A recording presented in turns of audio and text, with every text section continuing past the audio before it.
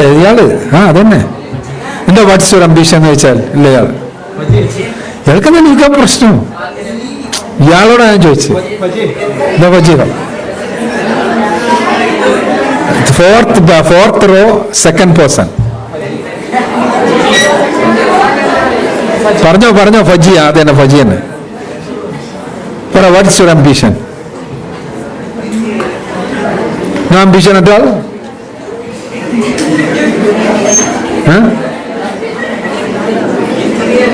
Engineer ഏകൊന്നുമില്ലേ? ഞാൻ ഇയാളോടെ ചോദിച്ചേ.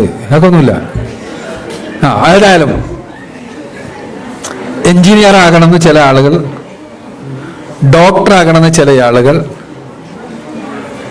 വേറെ പലതും. ഇപ്പൊ ഇവിടെ AI കുറിച്ച് പറഞ്ഞു, ആർട്ടിഫിഷ്യൽ ഇന്റലിജൻസിന്റെ എക്സ്പെർട്ട് ആകണമെന്ന് കുറെ ആളുകൾ.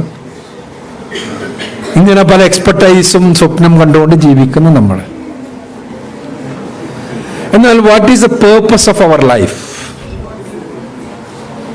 എന്ന് ചോദിച്ചാൽ നിങ്ങളുടെ ഉത്തരം എന്തായിരിക്കും? What's the purpose of your life? അയാൾ പറയാ. അതന്നെ, വെള്ള ഡ്രസ് ഇട്ട ആള്. ഇപ്പൊ അങ്ങനെ അടിച്ചിരുന്നില്ലേ അയാള്? അങ്ങനെ ഞാൻ വളരെ നിങ്ങളുള്ള ആളാണ്. ഞാനും അൻസാർ മൂലമല്ല. ഉള്ള പ്രശ്നം എന്താ വെച്ചാൽ നിങ്ങൾ എന്ത് ഗുരുത്തകൾ കാണിച്ചാലും നിങ്ങൾ കാണും. പറഞ്ഞോ, what's the purpose of your life? Sorry, to live. That's the purpose of our life. Is it? ആ ജീവിതത്തിന്റെ ലക്ഷ്യം എന്താണെന്ന് ചോദിച്ചപ്പോൾ ജീവിക്കാന്നാ പറഞ്ഞത്. അങ്ങനെയാണോ? എന്താണ്? സ്വർഗത്തിലെത്തണം. ജീവിതത്തിന്റെ ലക്ഷ്യം. അപ്പൊ നമ്മള് ഒരു ക്ലോക്കിന് നിങ്ങൾ വിചാരിച്ചു നോക്കുക. ക്ലോക്കില്ലേ? വാച്ച്. ഇപ്പൊ നമ്മളെല്ലാം കയ്യിലുള്ള വാച്ച് അല്ലെങ്കിൽ ചുമരിലുള്ള ക്ലോക്ക്. ആ ക്ലോക്കിന്റെ ലക്ഷ്യം എന്താണ് എന്ന് നമ്മൾ ചോദിച്ചാൽ എന്തിനാ? കറങ്ങിക്കൊണ്ടിരിക്കുക എന്ന ലക്ഷ്യമാണ് ആ സഹോദരി പറഞ്ഞത്. ആണോ ക്ലോക്കിന്റെ ലക്ഷ്യം? അതാണോ? വെറുതെ കറങ്ങാൻ വേണ്ടി കറങ്ങാണോ?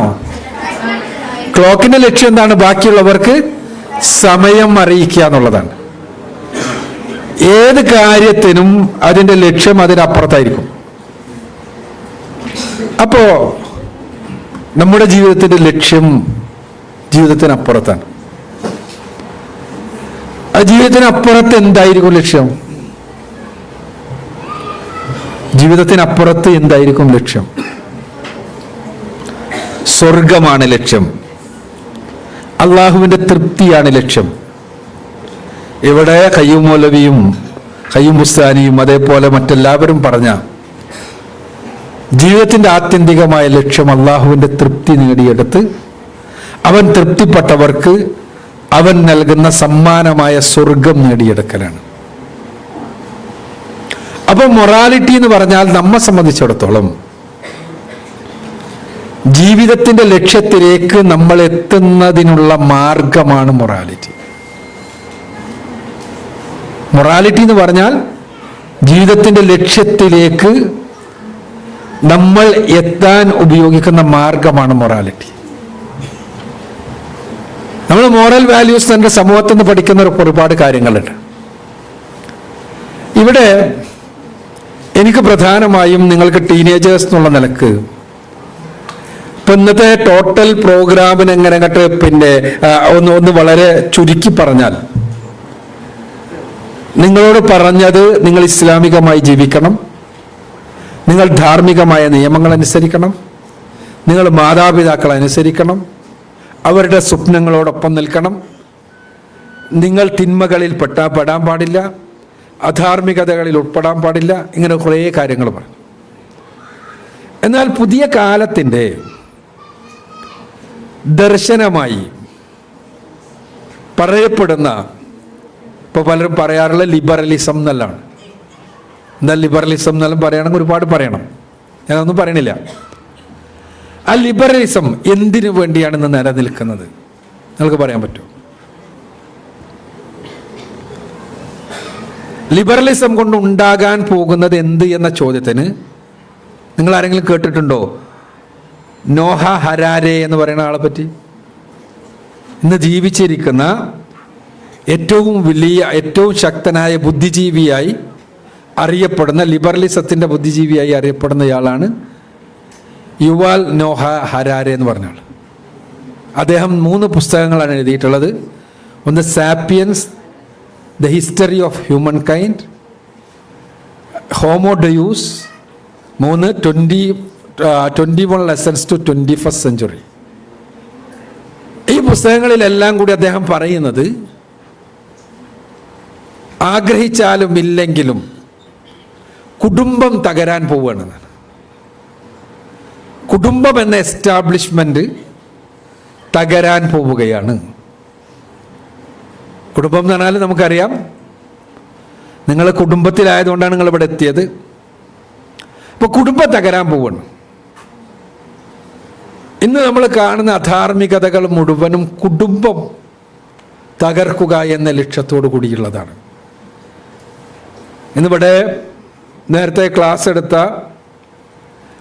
പിന്നെ 2 ക്ലാസ്സുകൾ, പ്രത്യേകിച്ച് ഡോക്ടറുടെ ക്ലാസ്സും നൗഷാദ് സാഹിബിൻ്റെ ക്ലാസ്സും. ഡോക്ടറുടെ ക്ലാസ്സിൽ പ്രധാനമായും നമ്മളോട് എടുത്ത് പറഞ്ഞത് എന്തായിരുന്നു? ഡോക്ടറുടെ ക്ലാസ്സിൽ ഡോക്ടർ അസീസ് എന്തിനെ പറ്റിയായിരുന്നു? ലഹരി, ഇൻടോക്സിക്കൻസിനെ പറ്റിയായിരുന്നു അല്ലേ? അതേപോലെ തന്നെ നൗഷാദ് സാഹിബിൻ്റെ ക്ലാസ്സിൽ എന്തായിരുന്നു? ആ ടെക്നോളജിക്കൽ അഡ്വാൻസ്മെൻറ്റിൻ്റെ സമയത്തുള്ള നമ്മളുടെ ഒരു മോറൽ ബാക്ക് ബോണിനെ കുറിച്ചായിരുന്നു അദ്ദേഹം സംസാരിച്ചത്. അപ്പോൾ ഇതിലെല്ലാം നമ്മൾ പറഞ്ഞൊരു കാര്യം, ഇപ്പം ലഹരി എല്ലായിടത്തും ചർച്ച ചെയ്യുന്നുണ്ട്. ഇപ്പം നിങ്ങളിവിടെ എക്സിബിഷൻ കണ്ടാൽ ലഹരിയെക്കുറിച്ചുള്ള എക്സിബിഷനുണ്ട്. അതിൽ പ്രധാനമായിട്ടും ടൊബാക്കോ ഉള്ളൂ, പക്ഷേ ലഹരിൻ്റെ മറ്റു കാര്യങ്ങളെല്ലാം ഉണ്ട്. അപ്പോൾ ഇതിൽ ലഹരിക്കെതിരെ എല്ലാവരും ഇങ്ങനെ ബോധവൽക്കരണം കാര്യമായിട്ട് നടക്കുന്നുണ്ട്. അല്ല, നമുക്ക് എല്ലാവർക്കും അറിയാം, നമ്മുടെ സ്കൂളുകളിലുണ്ട്. ഇപ്പോൾ ഇവിടെ എത്രത്തോളം ഉണ്ടെന്ന് അറിയില്ല, നാട്ടിലെല്ലാം അതിനു വേണ്ടി തന്നെയുള്ള വർക്ക്ഷോപ്സും കാര്യങ്ങളും എല്ലാം നടക്കുന്നുണ്ട്. എന്തുകൊണ്ടാണത്? അഡോളസൻസിൻ്റെ ഇടയിൽ ലഹരി വളരെ വ്യാപകമാണ്. ആ ലഹരി വ്യാപകമാകുന്നത് എന്തുകൊണ്ടാണ്? ലഹരി സ്വാഭാവികമായും വ്യാപകമാകും എന്നാണ് മുതലാളിത്ത ചിന്തകന്മാർ പറയുക. 1932 പുറത്തിറങ്ങിയൊരു പുസ്തകമുണ്ട്. ആ പുസ്തകത്തിൻ്റെ heading the Brave new world എന്നാണ്. നോവലാണ് Brave new world. Aldous Huxley എന്ന് പറയുന്ന അമേരിക്കൻ ഫിലോസഫറാണ് നോവലിൻ്റെ ഓതർ. അദ്ദേഹം പറയുന്നത് 2300 ആകുമ്പോഴേക്ക് ലോകം മുഴുവൻ ഒരു രാജ്യമായിട്ട് മാറും. ലോകത്തുള്ള ആളുകളുടെ ഹാപ്പിയുടെ ഇൻഡെക്സ് എന്ന് പറഞ്ഞാൽ അവർക്ക് ഏത് സമയത്തും ലഹരി ലഭിക്കുന്നുണ്ടോ എന്നുള്ളതായിരിക്കും. അപ്പോൾ ആ ലഹരി എന്ന് പറഞ്ഞാൽ ഏറ്റവും നല്ല, ഏറ്റവും ഓരോരുത്തർക്കും വേണ്ട രൂപത്തിൽ ഡ്രഗ്സ് കിട്ടണം, അതായിരിക്കും. അതോടൊപ്പം തന്നെ എല്ലാ പുരുഷന്മാരും എല്ലാ സ്ത്രീകൾക്കും, എല്ലാ സ്ത്രീകളും എല്ലാ പുരുഷന്മാർക്കുമാകുന്ന ഒരവസ്ഥയാണ് അന്നുണ്ടാവുക. അതായിരിക്കും ലോകത്ത് ധീര നൂതന ലോകം. അതാണ് ലോകത്ത് ഏറ്റവും പുരോഗമിച്ച ലോകം. അതെല്ലാം ഉണ്ടാവണമെങ്കിൽ എന്ത് വേണം? കുടുംബം തകരണം. ഞാൻ ചോദിക്കട്ടെ, കുടുംബം എന്ന ഒരു സ്ഥാപനം മനുഷ്യർക്കിടയിലുണ്ടല്ലോ. ഞാൻ ധാർമ്മികതയെക്കുറിച്ചാണ് പറയണത്. ഞാൻ നിങ്ങളോട് ചോദിക്കുന്നു, എന്തിനാണ് ഈ കുടുംബം? ആരാണ് കുടുംബത്തിൻ്റെ ഏറ്റവും വലിയ ബെനഫിഷ്യറി?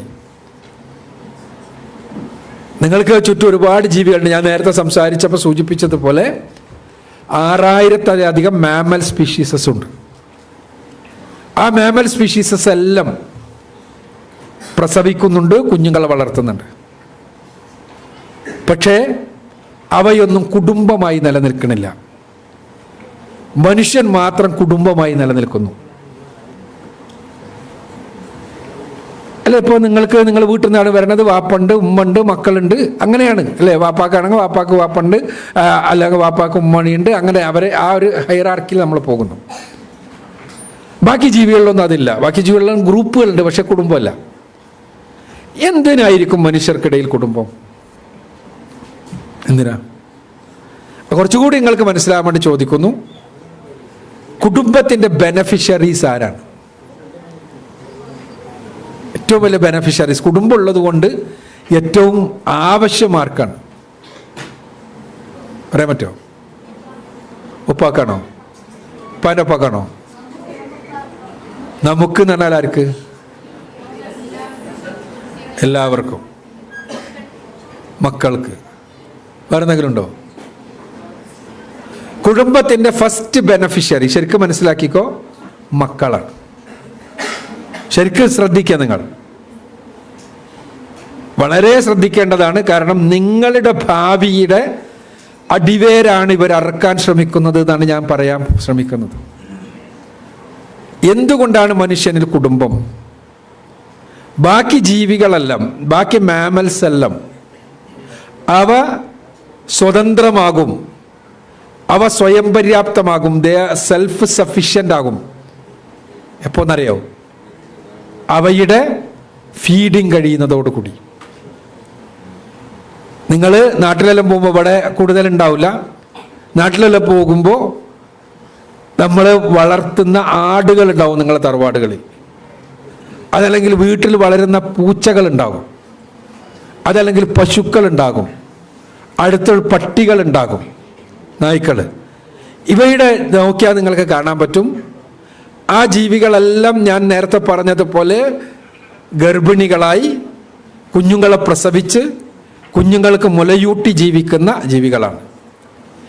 ഈ മുലയൂട്ടി ജീവിക്കുന്ന ജീവികൾ, അങ്ങനെയുള്ള ജീവികളുടെ എല്ലാം കുഞ്ഞുങ്ങൾ അവ മുലകുടി പ്രായം കഴിയുന്നതോടുകൂടി സ്വയം പര്യാപ്തരാകും.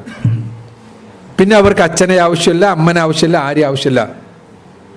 നമ്മുടെ മുലകുടി പ്രായം എത്രയാണ് മനുഷ്യൻ്റെ? 2 വയസ്സ്. 2 വയസ്സായപ്പോൾ നിങ്ങളുപ്പ വിളിച്ചിട്ട് പറയാണ്, ഉമ്മ വിളിച്ചിട്ട് നിങ്ങളോട് പറയാണ്, മോനെ മോളെ നിങ്ങൾക്ക് 2 വയസ്സായി, മുലകുടി പ്രായം കഴിഞ്ഞു, ഇനി നിങ്ങൾ സെൽഫ് സഫീഷ്യൻ്റ് ആണ്, നിങ്ങൾക്ക് ഇനി സ്വന്തം ജീവിക്കാന്ന് പറഞ്ഞാൽ എന്തായിരിക്കും അവസ്ഥ? നിങ്ങൾക്ക് പറ്റുമോ? പറ്റൂല. എന്തുകൊണ്ടായിരിക്കും മനുഷ്യർക്ക് അത്ര വലിയ ഒരു ദീർഘമായ, നിങ്ങൾ ശരിക്കും മനസ്സിലാക്കുക, ദീർഘമായ ഒരു ചൈൽഡ്ഹുഡ് കിട്ടിയത്? നിങ്ങൾക്ക് മാത്രമേ ഉള്ളൂ അഡോളസൻസ്. എന്തുകൊണ്ടായിരിക്കും നിങ്ങൾക്ക് മാത്രം, അഥവാ മനുഷ്യർക്ക് മാത്രം ഒരു അഡോളസൻസ്? ബാക്കി ജീവികളെല്ലാം നിങ്ങൾക്ക് കാണാൻ പറ്റും, അവ പ്രായപൂർത്തി എത്തുന്നതോടുകൂടി അവ മെയ്റ്റിംഗ് നടത്തുന്നു, അവക്ക് കുട്ടികളുണ്ടാകുന്നു, ആ കുട്ടികളെ അവ വളർത്തുന്നു, അവ പിന്നെ ഫീഡ് ചെയ്യുന്നു, ഇങ്ങനെ പോകുന്നു. അതേസമയം നമുക്കതല്ല. നമുക്ക് ഒരു അഡോളസൻസ് ഉണ്ട്. നമ്മുടെ ചൈൽഡ്ഹുഡ് എന്ന് പറഞ്ഞാൽ വളരെ ദീർഘമാണ്. ഏറ്റവും ചുരുങ്ങിയത് പേരൻസിൻ്റെ സപ്പോർട്ട് നമ്മുടെ എന്തുവരെ വേണം? ഏറ്റവും ചുരുങ്ങിയത് നിങ്ങൾ അഡോളസൻസ് വരെയെങ്കിലും വേണം. അതെന്തുകൊണ്ടാണ്? അതിൻ്റെ കാരണം നിങ്ങളുടെ തലച്ചോറുകൾ വളരുന്നത് ജനനത്തിന് ശേഷമാണ് എന്നുള്ളതാണ്.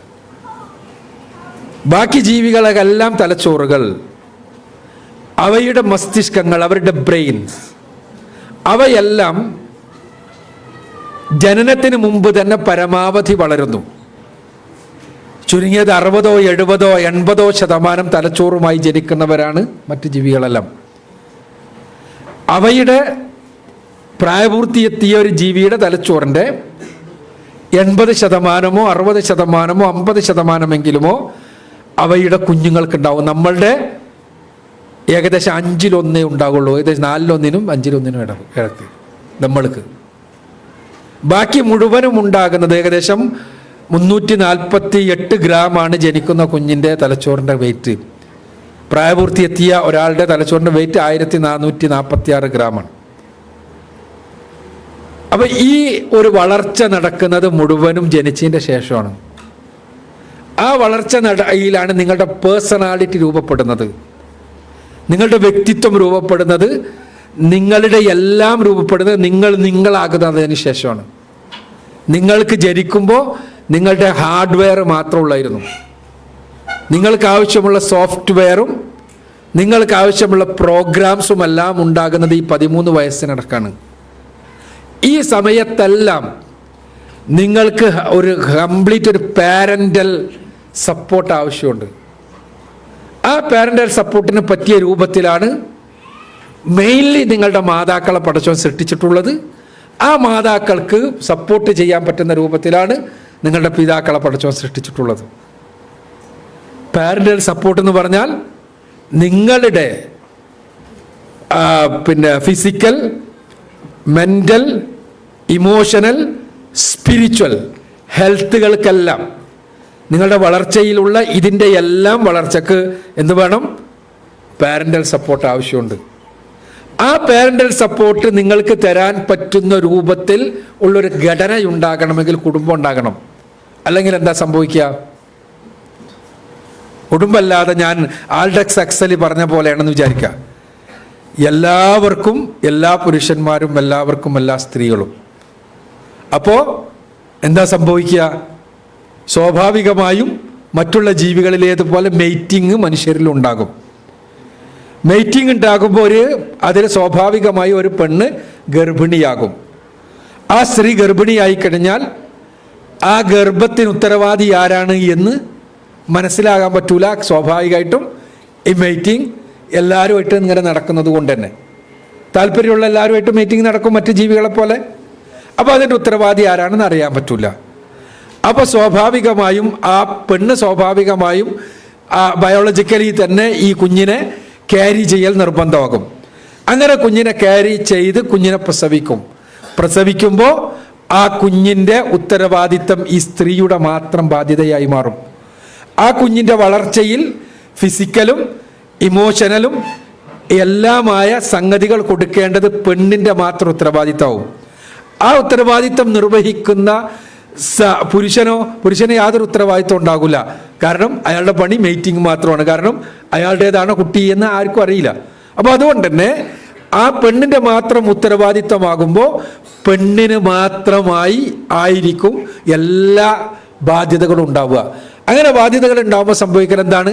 ഈ 13 വയസ്സ് 14 വയസ്സ് വരെ കുഞ്ഞിനെ പോറ്റാൻ ആവശ്യമായത് കണ്ടുകുത്തേണ്ടതും പെണ്ണിൻ്റെ ഉത്തരവാദിത്തമാകും. അതോടൊപ്പം തന്നെ അതിനുള്ള വളർച്ചയ്ക്ക് ആവശ്യമായ മാനസികമായ എല്ലാം കൊടുക്കലും പെണ്ണിൻ്റെ ഉത്തരവാദിത്തമാവും. അങ്ങനെ ആ ഉത്തരവാദിത്തമാകുമ്പോൾ എന്തുണ്ടാകും? ഈ കുട്ടികളെ ഞാൻ പറഞ്ഞ രൂപത്തിലുള്ള മാനസികമായി ഊർജ്ജമുള്ളവരായി വളർത്തിക്കൊണ്ടുവരാൻ പറ്റില്ല. അപ്പം അതിനെന്ത് വേണം? കുട്ടിയുടെ പിതാവ് ആരാണ് എന്നറിയുന്നൊരു സംവിധാനം ഉണ്ടാകണം. ആ പിതാവ് ഈ മാതാവ് പ്രസവിക്കുകയും വളർത്തുകയും ചെയ്യുന്ന സന്ദർഭത്തിൽ പിതാവ് കുട്ടികൾക്ക് ആവശ്യമായ, മാതാവിന് ആവശ്യമായ ഭൗതികമായ സംവിധാനങ്ങൾ ഉണ്ടാക്കി കൊടുക്കുന്ന ഒരു സംവിധാനം ഉണ്ടാകണം. അതുണ്ടാകണമെങ്കിൽ കുടുംബം ഉണ്ടാകണം. അപ്പോൾ കുടുംബത്തിൻ്റെ ഒന്നാമത്തെ ബെനഫിഷ്യറി ആരാണ്? കുട്ടികളാണ്. ഈ കുടുംബം തകർക്കാനാണ് ലിബറലിസം ശ്രമിക്കുന്നത്. ആ കുടുംബം തകർന്നാൽ എന്താ സംഭവിക്കുക? കുട്ടികൾ അനാഥമാകും. കുട്ടികൾ അനാഥമായാൽ എന്താ സംഭവിക്കുക? സ്വാഭാവികമായും കുട്ടികൾക്ക് മാനസികമായ ആരോഗ്യം ഉണ്ടാകില്ല. അപ്പോൾ ആരോഗ്യമില്ല ഞാൻ എന്താ സംഭവിക്കുക? ആ കുട്ടികൾ സാമൂഹ്യ ദ്രോഹികളായി മാറും, പ്രശ്നമുള്ളവരായി മാറും. അങ്ങനെയുള്ള ആളുകളാകുമ്പോൾ സാമൂഹികമായ ഒരു കമ്മിറ്റ്മെൻ്റ് ഉണ്ടാകില്ല. നിങ്ങളിപ്പോൾ അടുത്ത് ചൈനീസ് കമ്മ്യൂണിസ്റ്റ് പാർട്ടിയുടെ ഒരു വനിതാ സമ്മേളനത്തിൽ ചൈനീസ് കമ്മ്യൂണിസ്റ്റ് പാർട്ടിയുടെ പ്രസിഡന്റ് അദ്ദേഹം പ്രസംഗിച്ചത് കേട്ടു. എന്താ പ്രസംഗിച്ചത്? യുവാക്കളെ, നിങ്ങൾ വിവാഹം ചെയ്ത് നിങ്ങൾ കുഞ്ഞുങ്ങളെ ഉണ്ടാക്കി ഒന്ന് സമൂഹത്തിന് തണലാവുക. എന്താ കാരണം? അവിടെ ഇപ്പറഞ്ഞതുപോലെ വിവാഹം ചെയ്ത് കുടുംബമായി ജീവിക്കുന്ന ഏർപ്പാട് അവർ നിർത്തി. അവർ പരമാവധി ആസ്വദിക്കുകയാണ് വേണ്ടത് എന്നുള്ളിടത്തെത്തി. അപ്പോൾ ആസ്വദിക്കണമെങ്കിൽ കുടുംബം, കുട്ടികൾ എല്ലാം പ്രശ്നമാണ്. അപ്പോൾ എന്താ ചെയ്യേണ്ടത്? വെറും മെയ്റ്റിങ് മാത്രം. അപ്പോൾ അതിന് ആ മെയ്റ്റിങ് നടക്കുമ്പോൾ എന്ത് വേണം? അതിന് വേണമെങ്കിൽ ഗർഭിണികളാകാതിരിക്കാനുള്ള മാർഗങ്ങൾ സ്വീകരിക്കാം. പക്ഷേ മെയ്റ്റിങ് നടക്കുന്നു. മെയ്റ്റിങ് നടക്കുമ്പോൾ എന്നിട്ട് കുട്ടികൾ ഉണ്ടാകില്ല. അവിടെ ഇവർക്ക് ലൈംഗികമായ ആസ്വാദനം ഉണ്ടാകും. അങ്ങനെ അവർ അടിച്ചു പൊളിച്ച് ജീവിക്കുകയാണ്. അപ്പം എന്തില്ല? നെക്സ്റ്റ് ജനറേഷൻ ഇല്ല. നെക്സ്റ്റ് ജനറേഷൻ ഇല്ലാഞ്ഞാൽ എന്താണ് ഒരു സമൂഹത്തിൽ സംഭവിക്കുക? സമൂഹം ഒരു തലമുറയോടുകൂടി നശിച്ചു പോകും. അപ്പോൾ ഞാൻ പറഞ്ഞു വരുന്നത് അതിൻ്റെ സാമൂഹ്യമായ മറ്റു വിഷയങ്ങളൊന്നുമല്ല. കുടുംബം എന്നത് നിലനിൽക്കേണ്ടത് ഒന്നാമതായി കുട്ടികളുടെ ആവശ്യമാണ്. ആ കുട്ടികൾ അവർക്ക് ആരോഗ്യമുണ്ടായി വളരേണ്ടത് നാടിൻ്റെ ആവശ്യമാണ്, സമൂഹത്തിൻ്റെ ആവശ്യമാണ്. അത് തകർക്കുകയാണ് ഇന്നത്തെ നമ്മുടെ സ്വതന്ത്രതാവാദങ്ങളെല്ലാം. ഇന്ന് നമ്മളോട് പറയുന്നത് എന്താണ്? എല്ലാവരും സമന്മാരാണ്, എല്ലാവരും സ്വതന്ത്രരാണെന്നാണ്. രണ്ട് അടിസ്ഥാന മൂല്യങ്ങളാണ് ലോകത്ത് സംരക്ഷിക്കപ്പെടേണ്ടത് എന്നിടത്താണ് ഇന്നത്തെ സാമൂഹ്യ ക്രമം. അതിനാണ് ലിബറലിസം എന്ന് പറയാം. ആ രണ്ട് മൂല്യങ്ങൾ എന്താണ്? ഒന്ന് ഫ്രീഡമാണ്, മറ്റൊന്ന് ഇക്വാലിറ്റിയാണ്. ഇത് രണ്ടും, ഫ്രീഡം ഇക്വാലിറ്റി നിങ്ങൾക്കറിയാലോ. ഫ്രീഡം ഇക്വാലിറ്റി നല്ലതല്ലേ? അല്ലേ? അത് ആണെന്നാണോ അല്ലാന്നാണോ അഭിപ്രായം? ആണ് അല്ലേ? ഫ്രീഡം ആവശ്യമല്ലേ? ആവശ്യമാണ്. ഇക്വാലിറ്റി ആവശ്യമല്ലേ? ആവശ്യമാണ്. സംശയമൊന്നുമില്ല, നല്ലതാണ്. ഇസ്ലാമും പറയുന്നുണ്ട് ഫ്രീഡം വേണം, ഇക്വാലിറ്റി വേണം. പക്ഷേ അവിടെ ഒരു പ്രശ്നമുണ്ട്. എല്ലാ അർത്ഥത്തിലുമുള്ള ഫ്രീഡം ഉള്ള ഒരു സ്ഥലത്ത് ഒരിക്കലും ഇക്വാലിറ്റി ഉണ്ടാവില്ല. എല്ലാ അർത്ഥത്തിലും ഇക്വാലിറ്റി നടപ്പാക്കാൻ വേണ്ടി ശ്രമിച്ചാൽ ഫ്രീഡം നഷ്ടപ്പെടുകയും ചെയ്യും. അത് കുറച്ചുകൂടി ഫിലോസഫിക്കലാണ്, ഞാൻ അങ്ങോട്ട് പോണില്ല. ഇവിടെ എല്ലാ അർത്ഥത്തിലും എല്ലാവർക്കും ഫ്രീഡം ഉണ്ടെന്ന് വിചാരിച്ചോ, എന്നാൽ ലോകത്തൊന്നും നടക്കൂല. ഇപ്പോൾ ഈ പ്രോഗ്രാമിൽ എല്ലാവർക്കും ഫ്രീഡം ഉണ്ടോ? ഈ പ്രോഗ്രാം നടക്കണമെങ്കിൽ എനിക്കേ സംസാരിക്കാൻ പാടുള്ളൂ എന്ന നിയമം ഉണ്ടാവണം. എല്ലാവർക്കും ഫ്രീഡം ഉണ്ട്, എല്ലാവരും നീച്ചെന്ന് സംസാരിക്കാൻ പോവാണെന്ന് വിചാരിച്ചോ, ഈ പ്രോഗ്രാം നടക്കുമോ? ഇല്ല. അപ്പൊ എല്ലാവർക്കും എല്ലായിടത്തും ഫ്രീഡം എന്നത് ഒരു സ്ഥാപനം അല്ലെങ്കിൽ ഒരു സിസ്റ്റം നടക്കുവാൻ ഒരിക്കലും പറ്റൂല. ഇക്വാലിറ്റി പറ്റുമോ? എല്ലാ അർത്ഥത്തിലും ഇക്വാലിറ്റി നല്ലൊരു ആശയമല്ല, ആശയം നല്ലതാണ്. പക്ഷെ ഇക്വാലിറ്റി പറ്റുമോ? എന്തുകൊണ്ടാണ് പറ്റാത്തത്? ഞാൻ നേരത്തെ പറഞ്ഞ എക്സാമ്പിൾ തന്നെ നിങ്ങളെടുത്തോ. ഇവിടെ നമ്മളെല്ലാവരും ഈക്വലാണ് തീരുമാനിച്ചു എന്ന് വിചാരിച്ചോ, അപ്പോഴെന്താ ഉണ്ടാവുക? നിങ്ങളെല്ലാവരും ഈക്വൽ അല്ലേ? എനിക്കും സംസാരിക്കാം, നിങ്ങൾക്കും സംസാരിക്കാം, എല്ലാവർക്കും സംസാരിക്കാം, എല്ലാവർക്കും ഇഷ്ടം പോലെ ഇരിക്കാം, എല്ലാവർക്കും ഫ്രീഡം ഉണ്ട്, എല്ലാവർക്കും ഇഷ്ടം പോലെ ഇരിക്കാം. ഒരാൾ ഇങ്ങോട്ടിരിഞ്ഞിരിക്കുന്നു, കുറേ ആൾ അങ്ങോട്ടിരിഞ്ഞിരിക്കുന്നു, കുറേ ആൾ ഇങ്ങോട്ടിരിഞ്ഞിരിക്കുന്നു, കുറേ ആൾ ഇങ്ങോട്ടിരിഞ്ഞിരിക്കുന്നു, സ്റ്റേജിൽ കുറേ ആൾക്കാർ അങ്ങോട്ടിരിഞ്ഞിരിക്കുന്നു, ഇങ്ങോട്ടിരിഞ്ഞിരിക്കുന്നു. എന്തായിരിക്കും കോലം? ഈ പരിപാടി നടക്കുമോ? പരിപാടി നടക്കില്ല. അവിടെ ചില റെഗുലേഷൻസ് ആവശ്യമുണ്ട്. ഫ്രീഡമും അതേപോലെ തന്നെ ഇക്വാലിറ്റിയും ആസ്വാദകരമാകണം. രണ്ടും നല്ലതാണ്, പക്ഷേ അത് നല്ല നിലക്ക് നിലനിൽക്കണമെങ്കിൽ ചില റെഗുലേഷൻസ് ആവശ്യമുണ്ട്.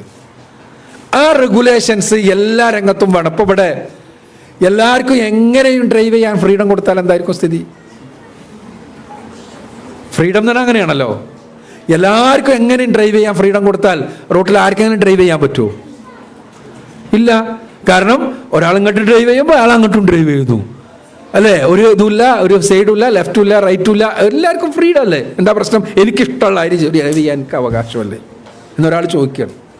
എല്ലാവരും അങ്ങനെ ചോദിച്ചാൽ ഡ്രൈവിങ് തന്നെ നടക്കൂല. അപ്പോൾ അതിനെന്ത് വേണം? ഫ്രീഡം നിലനിൽക്കണമെങ്കിൽ ചില റെഗുലേഷൻസ് ആവശ്യമുണ്ട്. ജീവിതത്തിൽ യഥാർത്ഥത്തിൽ ഫ്രീഡം ആസ്വദിക്കാൻ കഴിയണമെങ്കിൽ ചില റെഗുലേഷൻസ് ആവശ്യമുണ്ട്. ആ റെഗുലേഷൻസ് ആണ് ശരിക്കും പറഞ്ഞാൽ ധാർമ്മികത എന്നതുകൊണ്ട് ഉദ്ദേശിക്കുന്നത്. ഫ്രീഡവും ഇക്വാലിറ്റിയും നിലനിൽക്കണമെങ്കിൽ ചില റെഗുലേഷൻസ് വേണം. ഇക്വാലിറ്റി നിങ്ങൾ ആലോചിച്ച് നോക്കുക. ഇക്വാലിറ്റിയാണ് ഏറ്റവും കൂടുതൽ പറയുന്നത്. ഇപ്പോൾ പ്രത്യേകിച്ച് ഇതുമായിട്ട് ബന്ധപ്പെട്ട കൗമാരവും അല്ലെങ്കിൽ കുടുംബമായിട്ട് ബന്ധപ്പെട്ട വിഷയങ്ങൾ പറയുമ്പോഴെല്ലാം പറയാൻ പോണ എന്താണ്? ആണും പെണ്ണും ഈക്വലാണ്. ആണോ? എത്ര എളുപ്പത്തിൽ പറഞ്ഞല്ലേ? അല്ലേ? ആണ്, ഈക്വലാണ്. ഇത് അവിടെ ഈക്വൽ, ഇവിടെ ഒരു സൈഡിൽ പെണ്ണ്, അവിടെ ഒരു സൈഡിൽ ആണ്. ഈക്വൽ അല്ലേ? ഈക്വൽ അല്ല. അപ്പൊ ഈക്വൽ അല്ല എന്നാണോ? അപ്പൊ ആരാ വലുത്? ആരാ വലുത്? ഈക്വൽ അല്ലെങ്കിൽ ഒരാൾ വലുതാവണം, ഒരാൾ ചെറുതാവണം. ആരാ വലുത്? പറ. ഓലായിക്കോട്ടെ എന്നാ. ആരാ വലുത്? ആണോ ആണോ പെണ്ണോ ആണോ വലുത്? ആണ് ആണ് നമ്മളെല്ലാം ഒന്നാണ് അല്ലേ? എന്താ സമ്മതിച്ചു തരുമോ? ഇല്ല, അവങ്ങളാണ്, പെണ്ണാണ്. അവിടെ ഈക്വൽ ആണോ എന്ന് ചോദിച്ചാൽ ഈക്വൽ അല്ല. എന്നാൽ ആരെങ്കിലും ഒന്നിനേക്കാൾ വലുതാണോ എന്ന് ചോദിച്ചാൽ അതുമല്ല. പിന്നെ എന്താണ്? മ്യൂച്വൽ ആണ്, ഈക്വൽ അല്ല. ഇതാണ് സത്യം. മ്യൂച്വലും ഈക്വലും വ്യത്യാസമുണ്ട്, നിങ്ങൾക്കറിയാം. ഇക്വാലിറ്റി അല്ല, മ്യൂച്വാലിറ്റിയാണ് ഉണ്ടാവേണ്ടത്. കാരണം ആണും പെണ്ണും ഈക്വൽ ആണ് എന്ന് പറയുന്നത് നേരത്തെ പറഞ്ഞ കുടുംബം തകർക്കാൻ എളുപ്പമുള്ള മാർഗമാണ്. അതെന്താ അങ്ങനെ? ആണും പെണ്ണും ഈക്വൽ ആണെന്ന് പറഞ്ഞു കഴിഞ്ഞാൽ നേരത്തെ പറഞ്ഞതുപോലുള്ളൊരു സാമൂഹ്യ സംവിധാനമാണ് ഉണ്ടാവുക. ആ സംവിധാനത്തിൽ എന്താണ്? ആണിന് എവിടെയും കയറാനുള്ള സ്വാതന്ത്ര്യമുണ്ട്, പെണ്ണിനും പേരിന് എവിടെയും കയറാനുള്ള സ്വാതന്ത്ര്യമുണ്ട്. ആ കയറുമ്പോൾ ഉണ്ടാവുന്നത് എന്താണ്? അതിൻ്റെ ബയോളജിക്കൽ റെസ്പോൺസിബിലിറ്റി, നെക്സ്റ്റ് ജനറേഷൻ്റെ കംപ്ലീറ്റ് റെസ്പോൺസിബിലിറ്റി എവിടെ വരിക? പെണ്ണിൻ്റെ തലയിലാണ് വരിക, അല്ലേ? സ്വാഭാവികമായിട്ടും. മനസ്സിലായില്ലേ? ഞാനത് ഇഞ്ചി വിശദീകരിക്കേണ്ട ആവശ്യമില്ലല്ലോ. ആ റെസ്പോൺസിബിലിറ്റി വരുന്ന രൂപത്തിലായിരിക്കും. അപ്പം അതുകൊണ്ട് തന്നെ ഇക്വാലിറ്റി എന്നത് ഇല്ലാത്ത കാര്യം പറഞ്ഞുണ്ടാക്കിയിട്ട് ആരെടങ്ങാറാക്കാനാണ്? അത് ഇടങ്ങാറാർക്കാ ഉണ്ടാവുക? അതുകൊണ്ട് ബുദ്ധിമുട്ടാർക്കാ ഉണ്ടാവുക? സ്ത്രീകൾക്ക് ഉണ്ടാവുള്ളൂ. കാരണം എന്താണ്? ഇക്വാലിറ്റി എന്ന് പറഞ്ഞു കഴിഞ്ഞാൽ പെണ്ണിൻ്റെ മാത്രം സവിശേഷതകൾ അംഗീകരിക്കാതിരിക്കലാണ്. പ്രത്യേകിച്ച് മനസ്സിലാക്കുക. ആണും പെണ്ണും, ഞാൻ ചോദിക്കുന്നു, ആണുങ്ങൾ ചെയ്യണ ഏത് കാര്യവും നിങ്ങളും ചാലഞ്ചായിട്ട് ഏറ്റെടുക്കാൻ പറ്റുമോ? ഞങ്ങളത് ചെയ്യുന്നു. ഇത്ര മോശ പെണ്ണുങ്ങൾ ഏതാ നിങ്ങൾക്ക് ചെയ്യാൻ പറ്റാത്തത്? ആണുങ്ങൾ ചെയ്യുന്ന ഏത് കാര്യങ്ങൾക്ക് ചെയ്യാൻ പറ്റാത്തത്? ഞാൻ പറഞ്ഞത് സാധാരണയുള്ള കാര്യങ്ങളാണ്.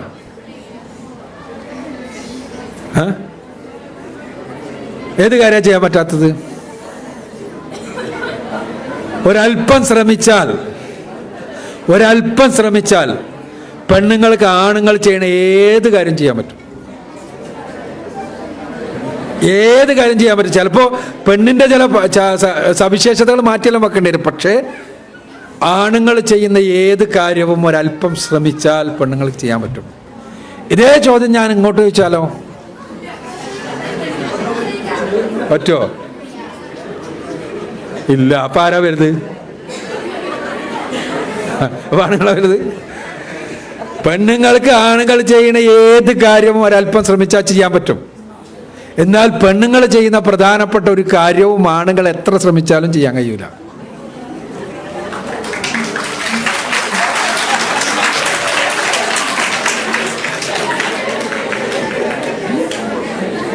ആ കാര്യം എന്താണ്? നിങ്ങൾക്കറിയാവുന്നതാണ്. ഞാനും എൻ്റെ ഭാര്യയും, അവൾ പറയാണ്, ആദ്യത്തെ ഞാൻ പ്രസവിച്ചില്ല, രണ്ടാമത്തെ നിങ്ങൾ നോക്കിയെന്ന് പറഞ്ഞാൽ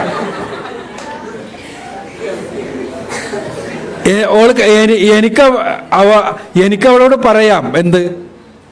ആദ്യത്തിന് ഞാൻ ചെലവിന് കൊടുത്തില്ലേ പ്രയാസങ്ങൾ, നീ രണ്ടാമത്തിന് ചെലവ് നീ കണ്ടുപിടിക്കണം എന്ന് പറഞ്ഞാൽ അവൾക്ക് കണ്ടുപിടിച്ചേ പറ്റൂ. അല്ലെങ്കിൽ അവളെ കണ്ടുപിടിക്കുക, അതിനുള്ള മാർഗങ്ങൾ അവൾക്ക് ഉണ്ടാക്കാൻ പറ്റും.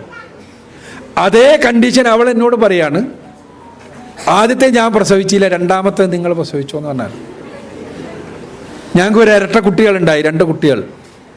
അവൾ എന്നോട് പറയുന്നു, ഒന്നിനെ ഞാൻ മുലയെടുത്തോളാം, ഒന്നിനെ നിങ്ങൾ നോക്ക്. പറ്റുമോ? ഇല്ല. അവിടെ പെണ്ണുങ്ങളുടെ മാത്രം ചില സവിശേഷതകൾ ഉണ്ട്. ആ സവിശേഷതകൾ കൃത്യമായിട്ട് മനസ്സിലാക്കുക. ആ സവിശേഷതകൾ യഥാർത്ഥത്തിൽ നെക്സ്റ്റ് ജനറേഷൻ്റെ നിലനിൽപ്പിന് ആവശ്യമാണ്. ആ സവിശേഷതകൾ ഉള്ളത് കൊണ്ടാണ് നമുക്കൊന്ന് തല താഴ്ത്തി തല ചൊറിഞ്ഞ് പറയേണ്ടി വരും, നമ്മളെല്ലാം ഇങ്ങനെ ആയത്.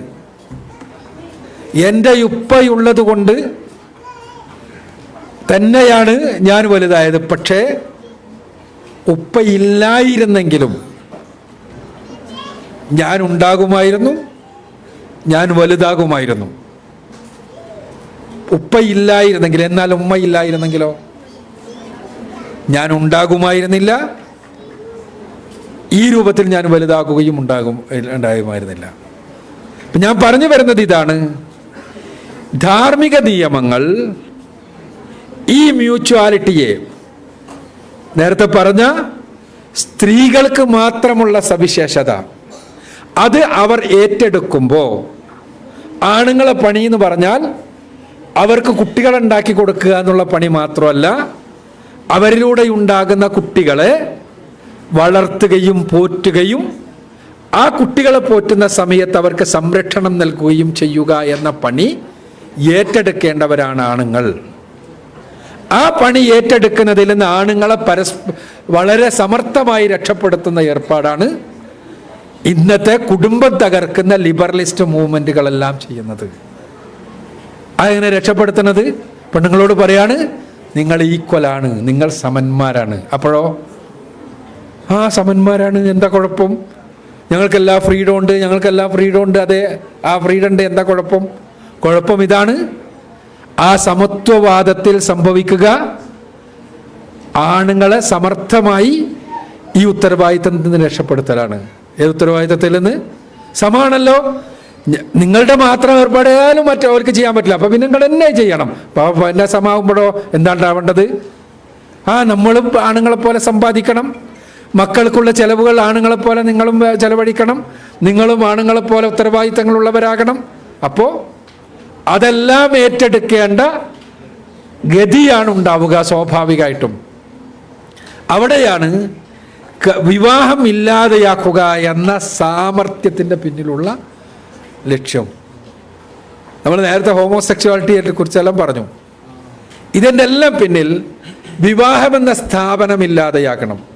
വിവാഹം എന്ന സ്ഥാപനം ഇല്ലാതെയാൽ എന്താ ഉണ്ടാവുക?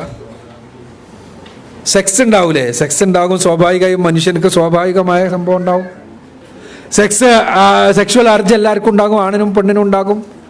അർജ് ഉണ്ടാകുമ്പോൾ ഞാൻ നേരത്തെ പറഞ്ഞ സംഭവം ഉണ്ടാവുക, താല്പര്യമുള്ളവർ തമ്മിൽ മെയ്റ്റ് ചെയ്യും. ആ മെയ്റ്റിങ് ചിലപ്പോൾ ഒരാളുമായിട്ടുള്ള താല്പര്യം ചിലപ്പോൾ 1-2 മാസം നിലനിൽക്കാം. അത് കഴിഞ്ഞാൽ രണ്ടാളും പിരിഞ്ഞാൽ പിന്നെയും ആണ് വേറെ ആളെ തെരഞ്ഞു പോകും. പെണ്ണിനും ചിലപ്പോൾ വേറെ ആളെ തെരഞ്ഞു പോകാനുള്ള സ്വാതന്ത്ര്യമുണ്ട്. സ്വാഭാവികമായിട്ടും ഇങ്ങനെ തെരഞ്ഞു പോകലുകൾ സംഭവിക്കുമ്പോൾ 4, 5, 6 ആളുകളെ ശാരീരികമായി ബന്ധപ്പെട്ടുകൊണ്ടേ ഇരിക്കുന്ന സമയത്ത് അവൾക്ക് കുഞ്ഞുണ്ടാകും. ചിലപ്പോൾ ആ കുഞ്ഞുണ്ടാവണമല്ലോ, കുഞ്ഞില്ലാതിരിക്കാനുള്ള മാർഗ്ഗമല്ല, എല്ലാം കുഴപ്പമൊന്നുമില്ല. പക്ഷേ സ്വാഭാവികമായും കുഞ്ഞുണ്ടാകണമല്ലോ അടുത്ത തലമുറ ഉണ്ടാകണമെങ്കിൽ. ആ കുഞ്ഞിൻ്റെ ഉത്തരവാദിത്തം മുഴുവൻ ഇവളുടെ മാത്രം തലയിലാകും. ഇതാണ് സ്വാഭാവികമായും സംഭവിക്കുക. അതാണ് സംഭവിച്ചുകൊണ്ടിരിക്കുന്നത്. ഇന്ന് നമ്മുടെ സമൂഹത്തിൽ വിവാഹത്തെ ഒഴിവാക്കിയിട്ട് കോഹിബിഷൻ എന്നാണ് പറയണത്. എന്താ കോഹിബിഷൻ ആയാലും എന്താ സൗകര്യം? കോഹിബിഷൻ എത്ര നല്ല ആശയമാണ്. രണ്ടാളുകൾ ഒരുമിച്ച് ജീവിക്കാൻ തീരുമാനിക്കുന്നു. ആർക്കും എപ്പോഴും സൗകര്യമില്ലെങ്കിൽ ഇറങ്ങിപ്പോകാം, ആ രൂപത്തിലുള്ള ബന്ധം. അപ്പോൾ ഒരു റെസ്പോൺസിബിലിറ്റിയും ഇല്ല. ആ സൗകര്യമില്ലെങ്കിൽ ഇറങ്ങിപ്പോകുമ്പോൾ ആർക്കാണ് ഏറ്റവും അധികം പ്രശ്നം ഉണ്ടാകുന്നത്? Physical and emotional. ആണിൻ്റെ ലൈംഗികത എന്നത് നമ്മൾ മനസ്സിലാക്കുക, അത് മോർ ഫിസിക്കലാണ്, പെണ്ണിൻ്റേത് മോർ ഇമോഷണലാണ്. നിങ്ങൾക്കെല്ലാം മനസ്സിലാക്കാൻ സമയമായി, അതുകൊണ്ട് തന്നെയാണ് ഞാൻ പറയുന്നത്. അപ്പോൾ ഈ ഇമോഷണൽ ആയിട്ടുള്ള അറ്റാച്ച്മെൻ്റ് ഉണ്ടായി വരുമ്പോഴേക്ക് മൂപ്പർക്ക് താല്പര്യം നഷ്ടപ്പെട്ടിട്ട് വേറെ സ്ഥലത്തേക്ക് പോകും. ഇവൾ ഇമോഷണലി തകരും, അതോടൊപ്പം തന്നെ ഫിസിക്കലിയും അവൾ അടിമപ്പെടുത്തപ്പെടും. ഇതാണ് സംഭവിക്കുന്നത്.